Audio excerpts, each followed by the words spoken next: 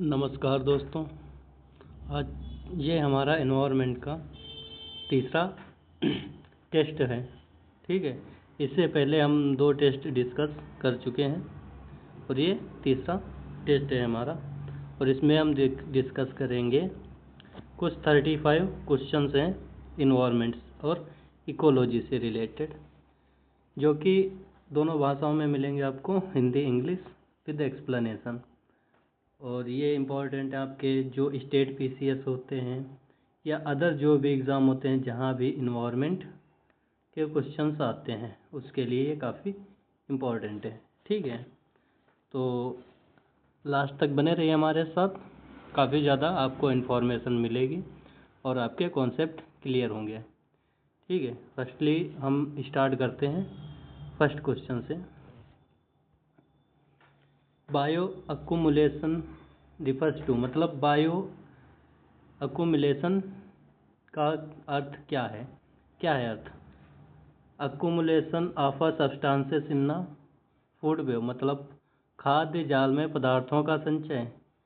किसी जीव में समय के साथ पदार्थों का संचय, accumulation of substances in an organism over a time.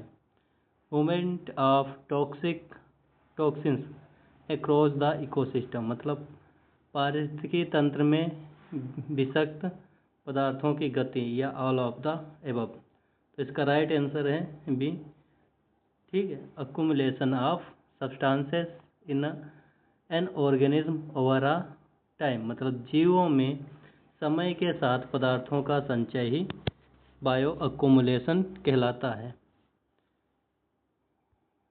Bioaccumulation is a build-up of toxic substance in an individual organism over a time, typically from water or food। मतलब बायोअक्यूमुलेशन जो है एक जीव में समय के साथ विषैले पदार्थों के संचय को दर्शाता है, जो आमतौर पर जल या भोजन में होते हैं। ठीक, जो जल या भोजन, जो हमारा फूड है या वाटर में जो भी टॉक्सिन सब्सटेंस है या टॉक्सिक सब्सटेंस हैं, उनका जब हम या कोई जीव सेवन करता है तो वो कुछ समय के बाद उसके शरीर में वो दिखाई देने लगते हैं, अपीयर होने लगते हैं। ठीक है, नेक्स्ट है इसमें बायो मैग्निफिकेशन अकर्स व्हेन, मतलब जैव वृद्धि तब होती है जब toxins are broken down into organism, मतलब विषाक्त पदार्थों का अपघटन होता है। Toxins increase at the each trophic level, यानी प्रत्येक पोषण स्तर पर विषाक्त पदार्थ होते हैं। Energy decreases across the food chain, खाद्य श्रृंखला में ऊर्जा घटती है। नन ऑफ दीज, तो इसका है बी। जो टॉक्सिन्स इंक्रीज हो जाते हैं एट ईच ट्रॉपिक लेवल, जो ट्रॉपिक लेवल्स होते हैं, ठीक है, जो भी यहाँ से जो लेवल पे जो टॉक्सिन्स इंक्रीज होते हैं, यानी प्रत्येक पोषण स्तर में विषाक्त स्तर जो बढ़ता है उसी को हम बोलते हैं बायो मैग्निफिकेशन। ठीक है,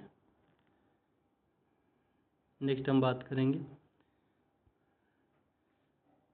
biomagnification is a increase in a concentration of toxins as they move up the food chain. ठीक है, नेक्स्ट है water cycle involves all except, मतलब जल चक्र में निम्नलिखित में कौन से शामिल नहीं है। ठीक है, जल चक्र में कौन शामिल नहीं? इवापोरेशन, यस शामिल है। ट्रांसपीरेशन, ये भी है। कंबसन होता है, प्रेसिपिटेशन तो है, कंबसन नहीं होता। ठीक है, combustion is not a part of water cycle, it's belong to carbon cycle. एक कार्बन साइकिल, कार्बन चक्र का भाग है कंबसन। जब भी हम कोई सब्सटेंस है या कोई पदार्थ जलाते हैं या कंबसन करते हैं तो CO2 रिलीज होती है। ठीक है, CO2 रिलीज होगी, कोई चीज़ हम जलाएंगे। Which of the following is not a greenhouse gas involve in a biochemical cycle. निम्नलिखित में कौन सी गैस जैव रासायनिक चक्र में सम्मिलित नहीं है? Methane, oxygen, nitrous oxide, carbon dioxide. तो राइट आंसर है ऑक्सीजन। ठीक, मीथेन साइकिल, नाइट्रोजन ऑक्साइड और ये कार्बन डाइऑक्साइड, ये सभी सम्मिलित हैं।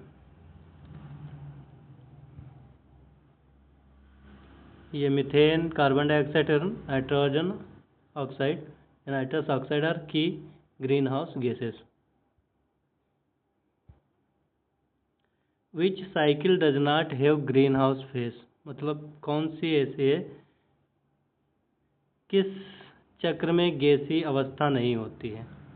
ठीक है, किस चक्र में गैसीय अवस्था नहीं होती? नाइट्रोजन साइकिल ऑफकोर्स गैसीय अवस्था होती है। फॉस्फोरस साइकिल में गैसीय अवस्था नहीं होती है। ठीक है, फॉस्फोरस कहाँ से रिलीज होती है पता है? कार्बन डाइऑक्साइड में होती है और मीथेन में। ये जो हमारे होते हैं रॉक्स, इसका जो सोर्स होता है वो रॉक्स होते हैं, जो चट्टानें हैं वो है इसका सोर्स फॉस्फोरस का। ठीक है, बाकी सब गैसी हैं। Phosphorus occurs mostly through the soil and water without gaseous face. ठीक है,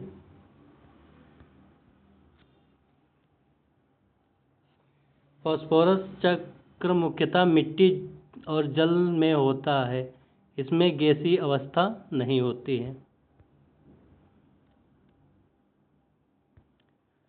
एनकेव प्रोजेक्ट रिलेटेड टू, जो एनकेव्स प्रोजेक्ट है संबंधित है एग्रीकल्चर एक्सपोर्ट वैल्यू से, यानी कृषि निर्यात मूल्य, इन्वायरमेंट काउंटिंग पर्यावरण लेखन, रिन्यूएबल एनर्जी ऊर्जा, अक्षय ऊर्जा, या forest covering mapping cover mapping, one आवरण मानचित्र।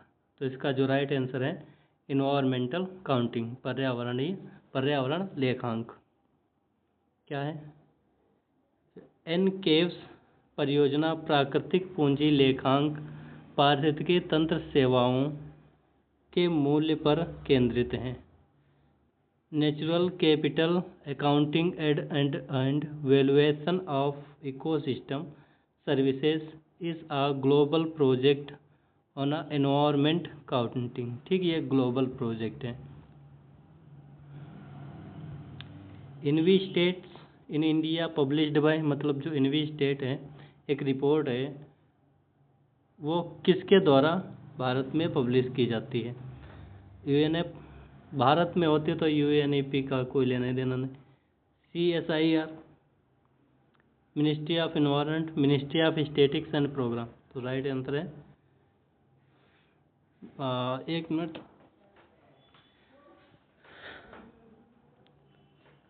मॉस्फी दिखा रहा है, एक मिनट इसे जाकर एक बार आप चेक कर लेना। ये इन्वायरमेंट इन मेरी समझ से राइट आंसर इन्वायरमेंट है।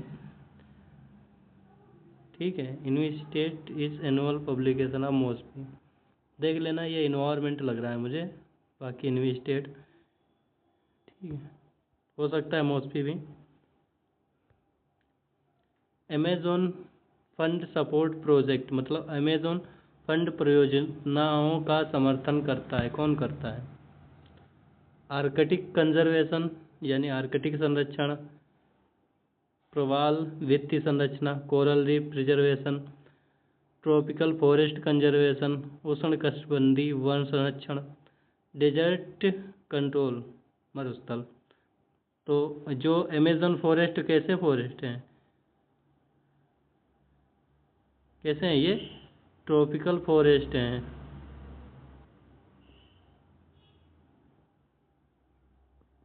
कहाँ मिलते हैं ये?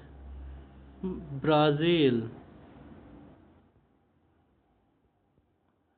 इनसे एक रिवर निकलती है जिसका नाम है अमेज़न, और इन्हें सिलवास भी बोलते हैं, सिलवास, और थोड़ा स्पेलिंग गलत हो जाता है। ठीक, ये तो इसका रिलेशन किससे होगा? आराम से ट्रॉपिक फॉरेस्ट कंजर्वेशन से, Amazon fund. Sea grasses are important because they, समुद्री घासें महत्वपूर्ण है क्योंकि वे प्रोड्यूस ओजोन, मतलब ओजोन उत्पन्न करती है। ये है क्या नॉनसेंस। स्टोर ब्लू कार्बन, नीला कार्बन संचित करती हैं। Are are found only in the fresh water, ये तो नहीं है। ये सी ग्रासेस दोनों फ्रेश और साल्टी दोनों वाटर में मिलेंगी आपको, फ्रेश में भी होंगी और साल्टी में भी होंगी, यानी सेलाइन में भी होंगी। एमिट ग्रीन हाउस नो, तो राइट आंसर है store blue carbon. Blue carbon blue carbon का मतलब जो कार्बन हमें ओशियन में मिलेगी उसे हम कहेंगे ब्लू कार्बन। ग्रीन कार्बन जो हमारे टेरेस्ट्रियल, जो अर्थ पे होती है, ठीक है।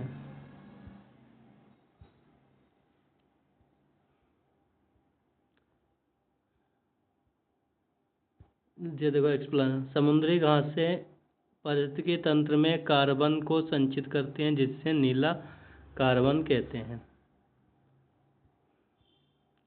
विच of the following does not contribute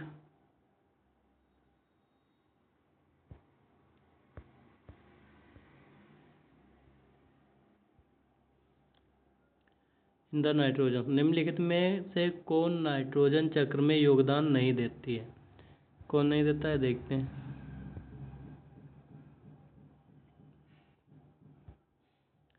nitrogen fixation, ammonification, combustion और नाइट्रिफिकेशन।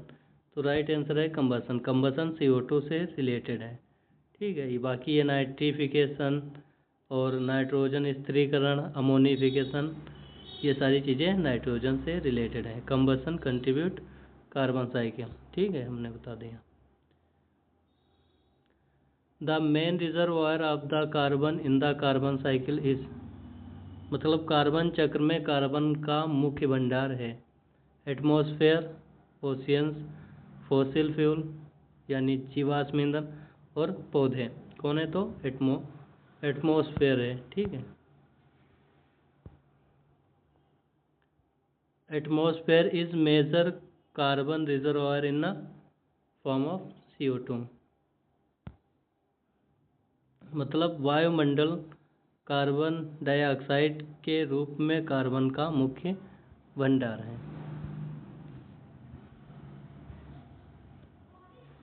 निम्नलिखित में कौन सा source methane emission, main source of methane emission, मतलब मीथेन उत्सर्जन का मुख्य स्रोत है, कौन सा है। वोल्केनोस, मतलब ज्वालामुखी, फॉरेस्ट फायर, जंगल आग, एग्रीकल्चर एंड लाइव स्टॉक, यही सही है। मीथेन सबसे ज़्यादा होती है जो एमिट होती है, जो कृषि और पशुपालन से होती है, एग्रीकल्चर और लाइव स्टॉक से। Sulphur cycle begins primarily from the, sulphur चक्र मुख्यतः शुरू होती है कहाँ से, फोटोसिंथेसिस से। This is not a right. Volcanoes and rocks, ज्वालामुखी और चट्टानों से। फॉरेस्ट वन, ओशियंस यानी महासागर, नहीं तो वोल्केनिक एंड रॉक्स हैं। Sulphur is released from the rocks and volcanic eruptions into atmosphere. Which gas is common to carbon, methane और nitrogen cycle. कौन सी गैस तीनों में कॉमन है, कार्बन, मिथेन और नाइट्रोजन चक्रों में कौन सी गैस सामान्य है। Oxygen, ammonia, carbon dioxide, water vapour, oxygen, ठीक है। CO2,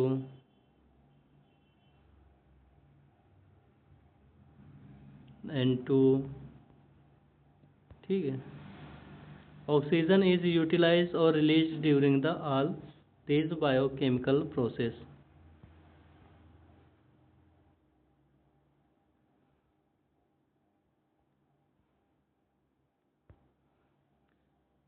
which of the following ecosystem has highest productivity, निम्नलिखित में किस पारिस्थितिकी तंत्र की उत्पादकता सबसे अधिक होती है।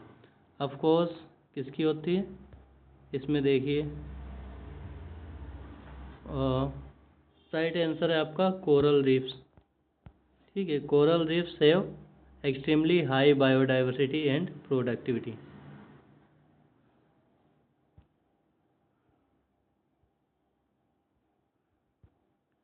विच of the following ecosystem is largest by area? निम्नलिखित में कौन सा पारिस्थितिकीय तंत्र क्षेत्रफल से सबसे अधिक है? क्षेत्रफल में सबसे अधिक है तो आपके ओशियन से हैं।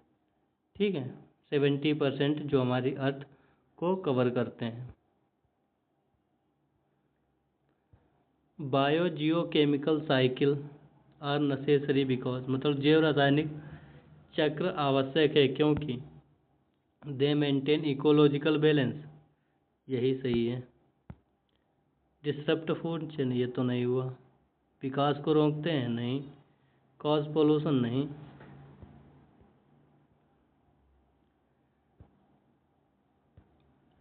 Desertification in nitrogen cycle means, sorry, denitrification in nitrogen cycle means, मतलब नाइट्रोजन चक्र में डीनाइट्रिफिकेशन का अर्थ है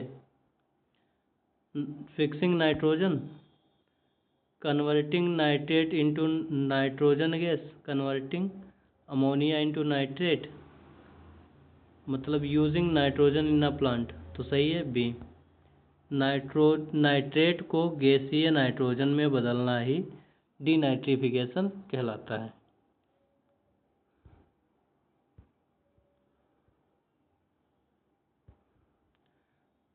the water that seeps underground is called, मतलब जो जल भूमिगत चला जाता है उसे कहते हैं surface run off, ground water, spring water या स्ट्रीम, उसे ग्राउंड वाटर बोलते हैं।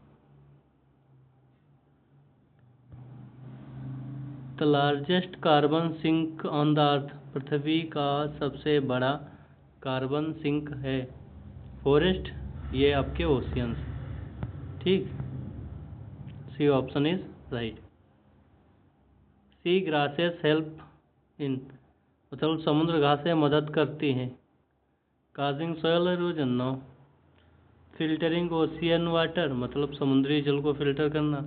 जनरेटिंग एसिडिक रेन, ये भी नहीं सही है। राइजिंग सी लेवल, ये भी नहीं सही है। तो बी ऑप्शन आपका अल्टीमेट सही बच रहा है, जो समुद्री जल को फिल्टर करने का काम करती हैं। Blue carbon is store in, मतलब नीला कार्बन संग्रहित होता है, कहाँ होता है? ये आपका होता है कोस्टल इकोसिस्टम, रेन फॉरेस्ट या डेजर्ट, तो ये आपका तटीय पारिस्थितिकी तंत्र में होता है। ठीक है,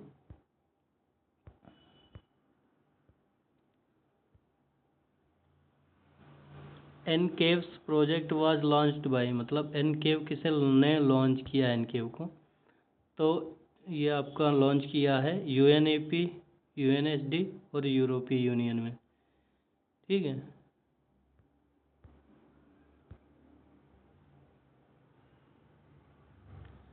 env state volume 2 focuses on, मतलब जो इनवी स्टेट का दूसरा वॉल्यूम है वो किस पे केंद्रित है? तो आपका एनर्जी स्टेटिक्स, ऊर्जा आंकड़े, क्लाइमेट चेंज, जलवायु परिवर्तन, एनवायरनमेंट अकाउंट्स, पर्यावरण रेखा, पॉल्यूशन हॉट स्पॉट्स, प्रदूषण केंद्र। तो ये आपके एनवायरनमेंट अकाउंट से रिलेटेड हैं। ठीक है, अभी हमने इस पर डिस्कस भी किया है। चलो, Amazon fund is managed by, मतलब जो अमेजोन फंड है वो कौन मैनेज करता है? तो इसमें दे रखा है central bank, Brazil central bank, Amazon river authority, Brazilian development bank. ठीक,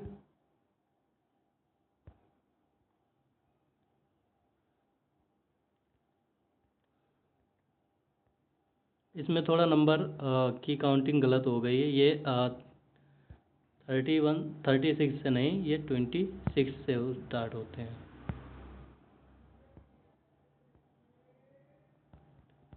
चलो नंबर से नहीं लेना देना कोई।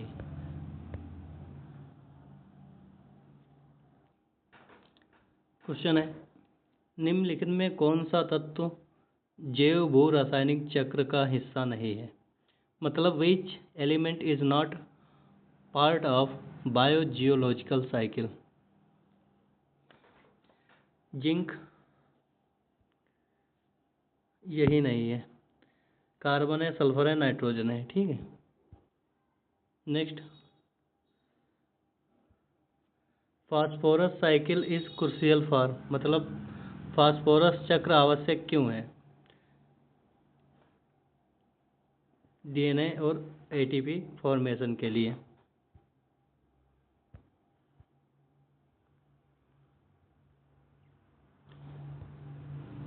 In the carbon cycle which process absorb atmospheric carbon dioxide?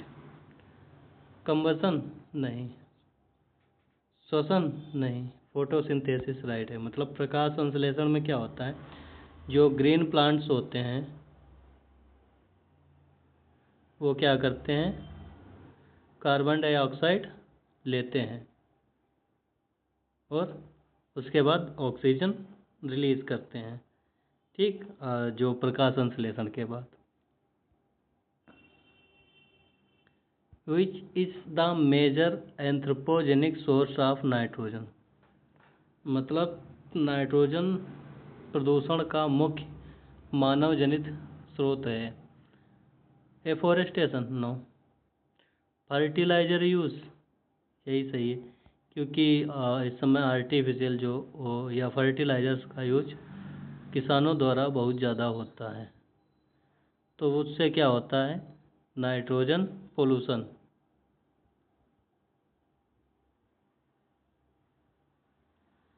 Solar panels नहीं।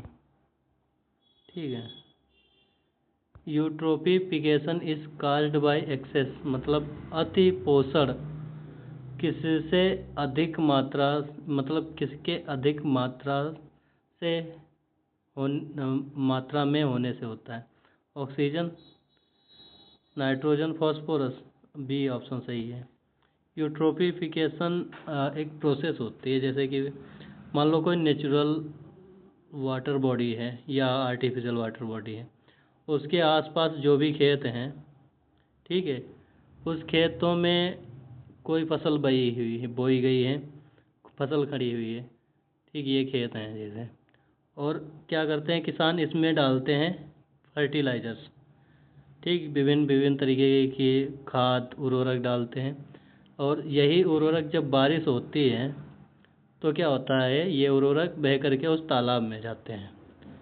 जब किसी तालाब में ये जो उर्वरक हैं या जो न्यूट्रिएंट्स हैं वो पहुँचेंगे तो क्या होगा, उसमें जो ग्रीन प्लांट्स हैं उनकी संख्या बढ़ जाएगी, जो एल्गीज हैं, जो फाइटोप्लैंक्टन्स हैं, जो प्लैंक्टन्स हैं, उनकी संख्या बढ़ जाएगी, और ये इस तरीके से पूरा जो सरफेस होता है तालाब का वो इनसे भर जाएगा। इसी को बोलते हैं यूट्रोफिकेशन। और इससे क्या होगा, जो भी जीव जो हैं, ठीक है, वो जो नीचे रहते हैं सरफेस के नीचे, उन्हें ऑक्सीजन नहीं मिलेगी। जो ऑक्सीजन नहीं मिलेगी तो वो ऑक्सीजन से सफ़र करके वो उसी में मर जाएंगे, और मर करके फिर और भी उसमें वो न्यूट्रिएंट बन जाएंगे। इससे और भी जू प्लैंक्टन और फाइटोप्लैंक्टन की संख्या जो है वो इसमें बढ़ती चली जाएगी। तो यही होता है यूट्रोफिकेशन।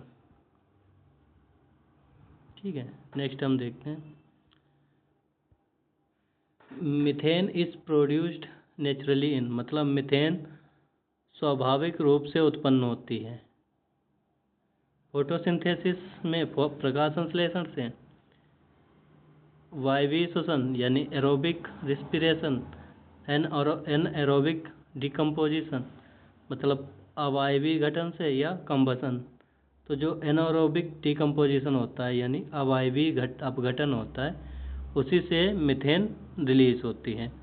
ठीक है,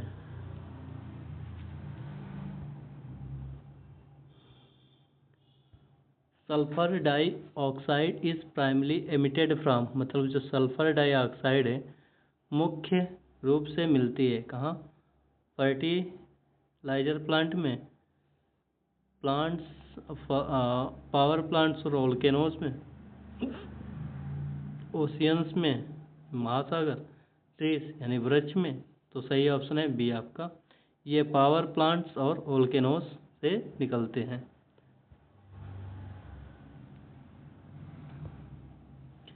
what is the main function of env state in India? मतलब जो इनवी स्टेट है इंडिया का मुख्य उद्देश्य क्या है? ये compile environment statics, environment accounting और इन्वायरमेंट पर्यावरणीय आंकड़ों का संकलन है। ठीक है।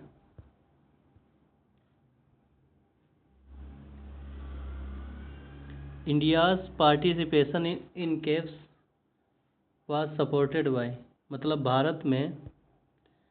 भारत की इन केव्स में भागीदारी को समर्थन मिला है। किसके द्वारा मिला है आपका? UNST और यूरोपीय यूनियन के द्वारा समर्थन मिला है। और ये आज का last question, sea grasses are mainly found in, समुद्री घासें मुख्य रूप से पाई जाती हैं deep ocean floor, coastal shallow water, mountain lakes और ग्लेशियर। तो ये आपकी मिलती हैं तटीय उथले जल में, यानी कोस्टल सेलो वाटर में मिलती हैं आपकी सी ग्रासेस। काम इनका क्या है? जो सी वाटर है उसे फिल्टर करना और भी कई सारी चीज़ें। Sea grasses grow in shallow coastal area where as sunlight reaches, जहाँ सनलाइट पहुँच सकती है। तो ये था हमारा पूरा वीडियो। आई होप आप लोगों को पसंद आया होगा। अगर पसंद आया है तो लाइक करिए, सब्सक्राइब करिए और शेयर करिए, जिससे कि हमारी मेहनत का कुछ फ़ायदा मुझे भी मिल सके। So thank you for watching. चलो मिलते हैं अगली वीडियो में, तब तक मुझसे जुड़े रहने के लिए हमारे चैनल को सब्सक्राइब कीजिए।